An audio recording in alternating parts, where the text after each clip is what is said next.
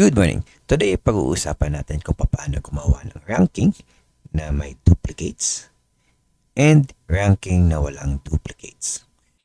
So kung gusto nyo matuto, kailangan nyo malaman kung paano gumawa ng ganitong rankings, stay tuned lang kayo and panoorin nyo yung mini project natin about ranking with or without duplicates. Good morning, welcome or welcome back. Today pag-uusapan natin ang tungkol sa dalawang klase ng rank. Una ay yung rank na allowed yung duplicates and yung pangalawa is yung ranking na hindi allowed yung duplicates. No? Yung normal na ranking na ginagawa natin before, if familiar kayo sa Excel, dati ang ginagamit natin na function is rank lamang. Although ito ay gumagana pa din for now, lagay mo lang yung rank.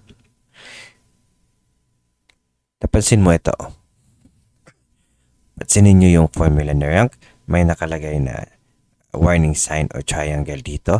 It's because yung rank na formula ay hindi na ginagamit or baka mawala na in the future.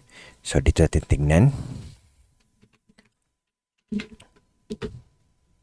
Ito, tignan natin. Yung rank is available for compatibility na lamang for Excel 2007 or earlier. Hindi na masyado ito ginagamit sa mga newer version ng Excel. So, instead na gamitin natin yung rank na function, ang gagamitin natin rank EQ. This is the same with the rank function, but ito na yung ginagamit ng mga newer Excel. And ito na yung gagamitin in the future. So, if gagawa po kayo ng formula and gusto nyo gumawa ng rank, huwag nyo nang gamitin ito. Ito na yung gamitin nyo. Rank EQ. So for now, ito yung gagamitin natin. Rank EQ. Ano yung number na gusto natin i-rank? So for this, i-rank natin si Peter.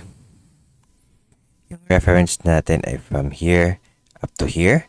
Ibig sabihin, gusto natin kunin yung rank ni Peter based sa lahat ng grades na available. So, ito yung reference natin. Kumbaga, tatanungin natin si Excel kung pang ilan si Peter or yung grade ni Peter base sa lahat ng grades na available. So, yung order, dalawang klase lang yan. Either 0 or 1. Ito. 0 kapag descending and 1 kapag ascending. So, subukan natin ilagay yung 1. And then, press OK. Ayan. Lumabas na si Peter ay pang-5 o ika-5 o rank 5 base dito sa lahat. Now, if gagalawin natin to and i-forward natin dito sa lahat, pansinin nyo na may errors na lumalabas. Dahil ito sa ating reference na hindi natin ginawang absolute. So, habang tumatakbo yung formula, tumatakbo din yung reference natin.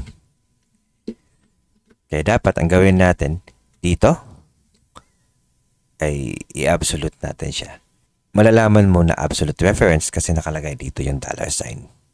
Yan, $signs. Enter. So, naka-absolute reference na yung range natin. Yan. So, ang gagawin na lang natin is to copy this one and drag. Ayan. So, kung titignan mo, yung nakalagay dito is 72 is 1. So, siya na yung naging first.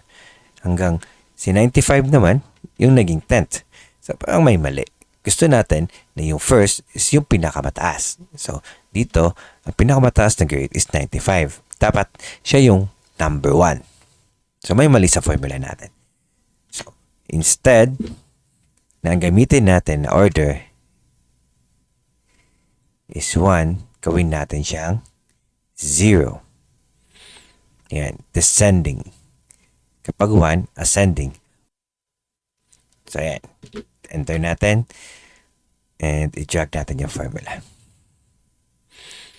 Ayan ay nailipat na natin. Si Miko, na nakakuha ng 72 sa grade niya, siya na yung pang-rank 10. And si Jam naman, na nakakuha ng 95, siya na yung pang first or top 1.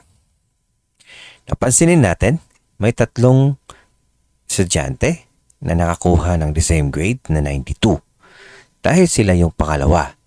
After 95, 92 na yung pangalawang grades or second. And since 3 sila, nilagyan dito ng rank 2 lahat. Sabihin, si Jam yung rank 1, first, and sila yung second, 3.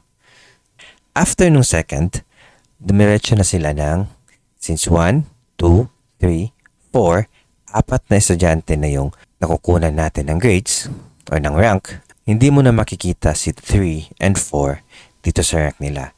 Instead, dumiretso tayo ng 5. Again, 1, 2, 3, 4. Kaya after nito, dumiretso na ng 5. Ganito ang ranking na may duplicates. Now, kung gusto natin na hindi makikita yung duplicates, dapat 1, 2, 3, 4, 5 talaga. Dire-diretso yan. Tanggalin natin yung duplicates na to. Paano? Kailangan natin gumamit ng another function. Now, ang gagamitin natin formula is count if. Ang gagawin ni count if is bibilangin niya kung pang ilang beses lumabas yung rank natin. In this example, yung range natin is from here, yan, C2, up to C2. Ibig sabihin, from range C2 to C2, pang ilang beses lumabas si rank 6 or C2 pa rin. No, hindi masyadong clear yung formula natin as of now, but mamaya i-explain ko further. So, ayan. Expected na lalabas ang 1 kasi once lang lumabas si rank 6 between range C2 to C2. No. Here, same formula pa din. Count if. But ang range natin is from C2 to C1.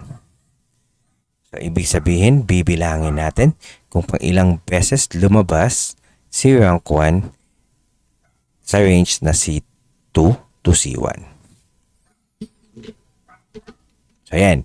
Once lang din lumabas C1 dito sa range na to. Now, next, gagawin natin formula is the same. Count if. But this time, yung range natin is from here up to sa kanya. Comma is siya. Enter. And once lang din lumabas si 9 base sa range na ito. Now, kapag ipagpapatuloy natin, pansinin nyo yung formula natin. Yung range natin ay hindi umaalis from dito going to kung ano yung tinitignan natin na rank. So again, dito. From the start, going to kung ano yung tinitignan natin na rank. Now here is from the start going to ano yung tinitignan natin na rank. So ibig sabihin, hindi gumagalaw yung range natin na start. So, si C2 always ang nandito since hindi siya natin ginagalaw.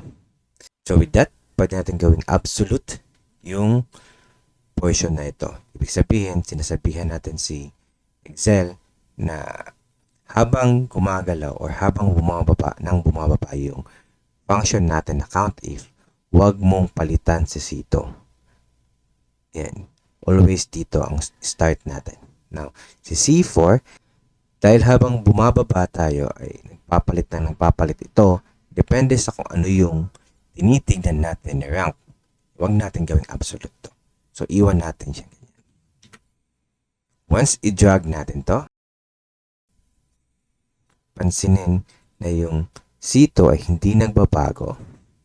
Always nandito yung range natin. Yung nagbabago lang is ito. Tsaka yung criteria natin. So, yan. May result na tayo. Sa result natin, makikita natin na itong tatlong to Sa first, ang sinabi niya is once lang lumabas si 92. Sa second, sinabi niya is twice lumabas si 92. While sa third row, lumabas na thrice or pangatlong beses na lumabas si 92. Bakit ganun? The same lang naman sila lahat na 92. Pansinin nyo na yung range natin sa first na 92 is hanggang dito lang.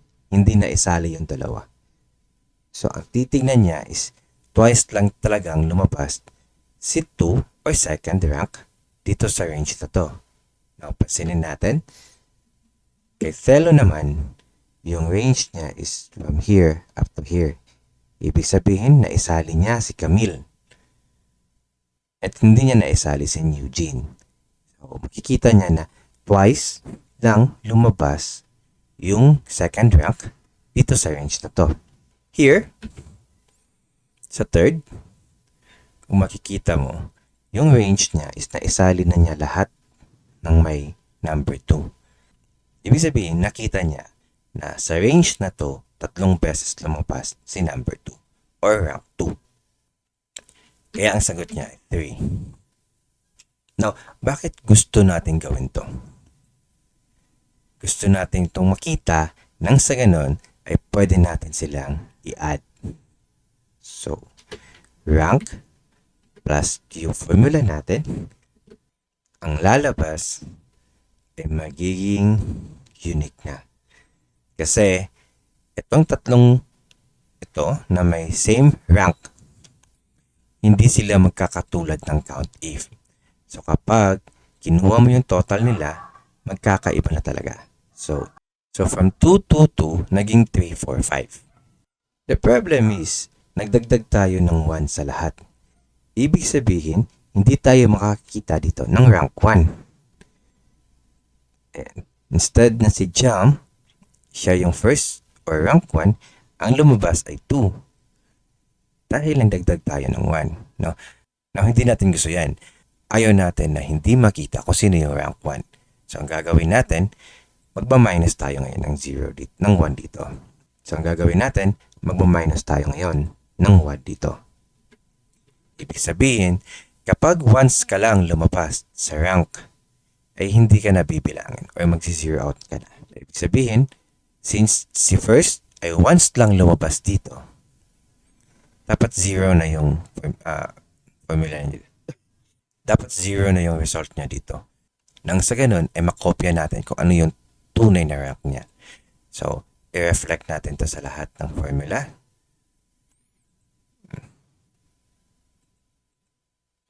Magpa-minus 1 tayo sa lahat ng formula natin.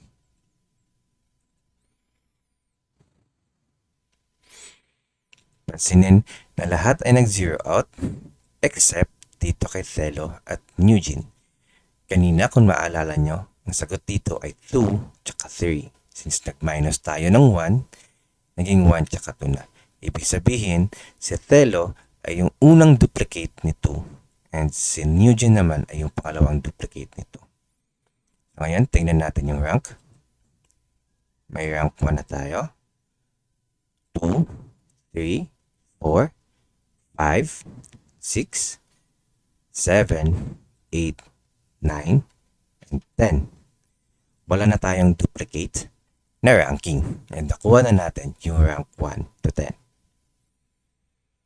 So, I hope nakuha niya. So, ganun. Yung pag-rank ng with duplicates tsaka without duplicates, pwede natin i-hide ito. Hide.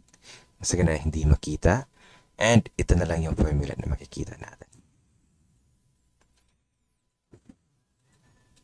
Now, if you want a single formula, pwede mong gamitin ang equal sign rank dot eq,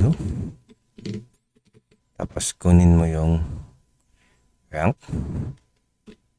and yung reference or yung range. Sorry. Ang gagamitin mo, pwede mong pag-isahin yung formula na ginawa natin. So, ito. Kopyahin mo lang. Copy. And ilagay mo dito. Paste. So, the same formula. But now, idagdag mo yung formula natin. Ginawa yung count if. Copy. And pupunta dito. Ilagay mo plus kung ano yung formula natin. So, yan. So, meron na tayong one single formula na medyo mahaba.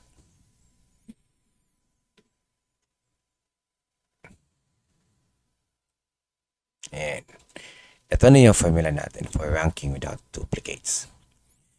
But sa mga beginners, upang hindi kayo malito, huwag niyong gamitin to. Kasi gagamitin niyo is ito, and i-add nyo na lang. Pwede niyong i-hide ito. And, but if sanay na kayong gumawa ng mga functions and kaya nyo nang gumawa ng multiple functions in one formula, and pwede nyo gamitin to. So yan muna yung lesson natin for today. I hope may naitulong ako. Again, my name is Professor Excel. Good morning.